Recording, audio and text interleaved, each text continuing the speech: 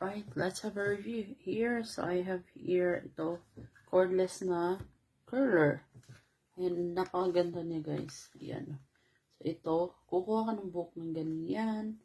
Actually, kinulot ko na siya kanina. Tapos, try ko pa ulit kulutin. Ayan, ganyan lang siya. Tapos, lalagay mo ito is for, pwede siyang i-change. Ito, naka-right. So, pwede siyang i-change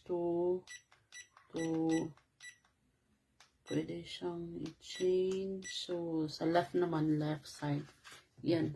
Pwede pindot-pindot lang.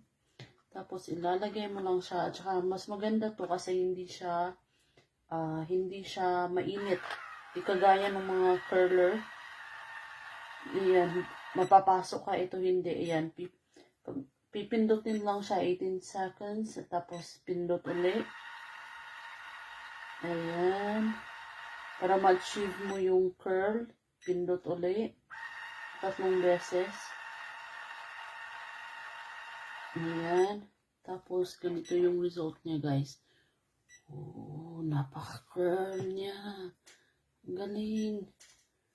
Ang galing, diba? At saka hindi siya mainit. As in. Tapos, ang tagal. Ayan. Uli. Ayan. Ito is nasa left. Sinet ko siya ng left. Lalagay lang